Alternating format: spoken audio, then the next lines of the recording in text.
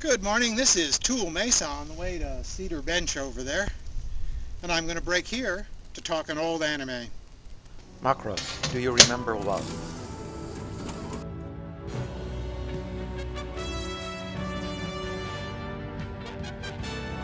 Superdimensional Fortress Macros, Do You Remember Love, is the 1984 anime theatrical reversioning of the spacefaring science fiction TV series of 2 years before. The SDF Macros is a huge human city inside an abandoned alien spaceship, slowly making its way back to Earth from the outer solar system. Hikaru is a junior pilot of the humans' new convertible fighter plane. It's a fighter jet. It's a robot. No, it's both a fighter jet and a robot. When a squadron of aliens attack the Macros, one of them penetrates inside the human habitat. Mesa Hayase, a by-the-book tactical control officer on the Macros' bridge, orders the fighter squadrons outside to leave the intruders to the interior defenses. But Hikaru disobeys and follows them inside anyway. As a result, he rescues Min-mei, a pretty pop idol singer.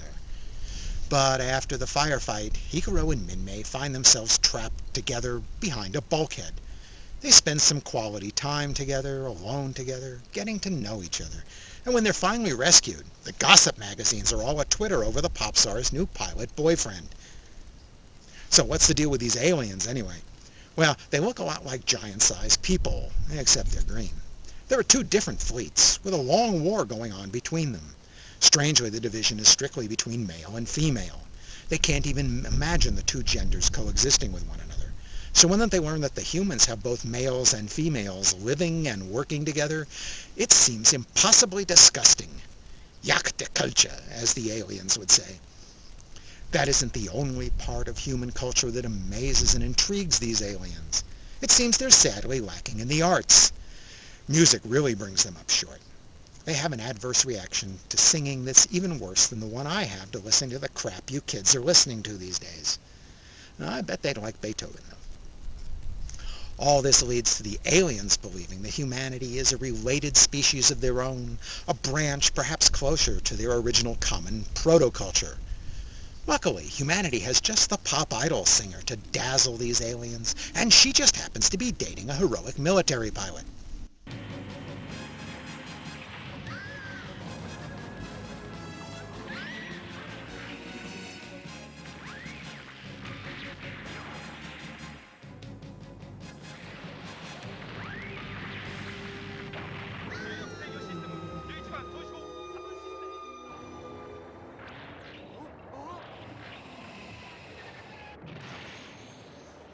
In the course of the story, pilot Hikaru and bridge officer Mesa will end up marooned alone together on what's left of Earth after the aliens have finished bombarding it. Hikaru keeps getting stranded on deserted islands with pretty women. At first, Hikaru and Mesa have a rather frosty relationship, especially since he disobeyed her orders earlier.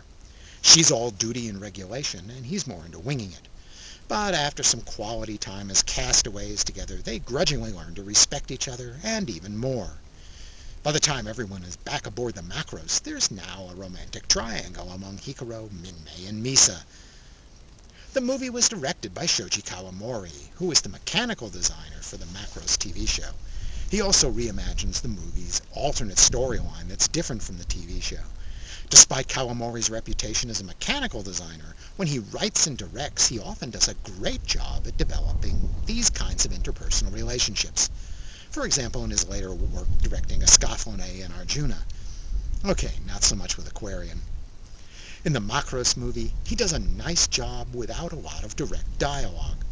For example, when Hikaru and Min-mei have a reunion with Mesa at a concert, there's a very public discovery of how relationships have changed among them since they last met, and it's pretty much dialogue-free.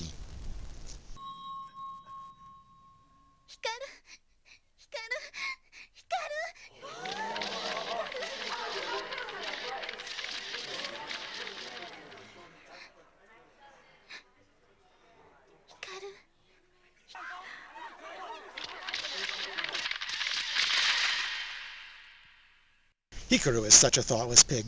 Well, they'll always have Paris. No, actually, Paris has been destroyed along with the rest of the planet. All that's left of the human race are the thousands of refugees aboard the Macros. I'm no expert on being noble, but it doesn't take much to see that the problems of three little people don't amount to a hill of beans in this crazy world. The relationship between Hikaru and Minmay is based on Dazzle. She's a rock star, and he's a heroic pilot who rescued her from the aliens. Hikaru and Mesa have a more intellectual relationship based on mutual respect for each other's talents. We see the contrast when Hikaru goes out on the town, first with Minmay, and then later with Mesa. At the start of the movie, Hikaru and Mesa are at odds, bickering over orders and chain of command. But later we'll see that, like the aliens have learned, man and woman can work together. The movie uses some quick graphic overlays to show us how well synchronized they've become in the final battle.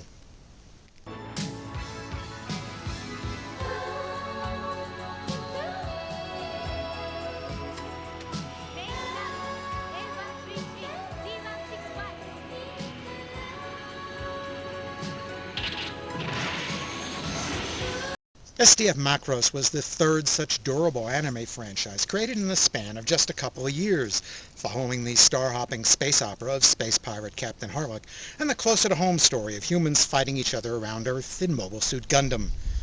The TV show also spawned two other super-dimensional series titles, Mospeda and Orgus, neither of which were as long-lived.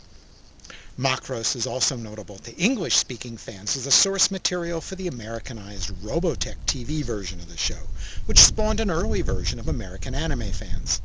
Believe it or not, TV shows with plot lines that continued through the episodes and actually came to a conclusion just weren't done on old-fashioned American TV. The theatrical movie was released 2 years after the TV series ended. This wasn't a compilation movie, though recutting a TV show into a movie version was a popular, low-cost way to milk a popular franchise at the time. It wasn't a sequel either. Instead, it was a new version that took the characters and situations from the TV show and reworked them into a similar yet different story. The movie borrows the basic premise from the TV show without repeating it. It sort of assumes the viewer will just sort of catch on to which pieces of the TV show's premise it's taken as read. How do the humans get out into space on the Macross anyway? In the TV show, an alien spaceship crashes to Earth. Men study the ship to exploit its technology and repair it, creating a small city around the crash site. A decade later, when other alien spaceships appear near Earth, the Macross automatically on its own folds space to jump to the edge of the solar system, taking along not just its current human occupants, but also the small city that had grown up around it. The SDF Macross thus becomes a refugee city floating through space, heading back to what's left of Earth after the invasion. At this point, the two stories go their separate ways. The Japanese voice cast from the TV show reprised their role for the movie too. Hikaru's old buddy and squad commander, Roy, is still a big part of the story. There are also some brief nods to some of the other characters from the TV show without much explanation. Another pilot shoots down a green-haired alien female, who he then calls beautiful. Sometime later, we see him teamed up with that same alien woman, except now she's converted herself to human side and joined the Macross team. I'm pretty sure she never even gets named in the movie. It's just a quick guest appearance by Milia and Max from the TV show. Its fans can easily fill in the blanks, and for anyone not familiar with the series, well, it didn't last long, so you weren't all that confused.